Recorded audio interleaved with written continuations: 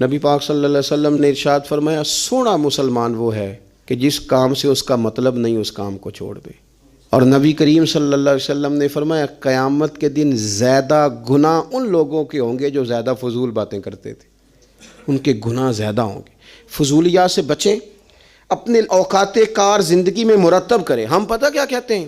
1 minute میں آیا، تو 1 منٹ ٹھہر، میں، یہ محاورہ ہے ہمارا، 1 منٹ دے ذرا مجھے۔ تو میں اکثر دوستوں سے کہتا ہوں یہ جو 1 منٹ ہے نا اسے کیوں ضائع کرتے ہو؟ کیوں کہتے ہو 1 منٹ ٹھہر؟ کیوں ٹھہرے بھائی؟ آپ کو پتہ ہے منٹ میں کیا ہوتا ہے؟ 1 منٹ میں 6 دفعہ سورۃ اخلاص پڑھی جا سکتی ہے اور 2 قرآن پاک پڑھنے کا ثواب ہے۔ 1 منٹ کے اندر 26 مرتبہ کہا جا سکتا ہے سبحان اللہ و بحمدہ سبحان اللہ العظیم۔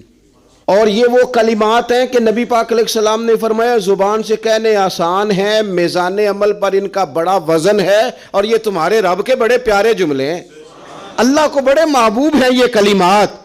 آپ دیکھیں سبحان اللہ، الحمدللہ، اللہ اکبر، یہ کتنی دفعہ پڑھا جا سکتا ہے؟ 1 منٹ کے اندر کئی دفعہ پیار سے ماں باپ کی زیارت کی جا سکتی ہے، اور جتنی بار زیارت کرو پورے حج کا ثواب ملتا ہے۔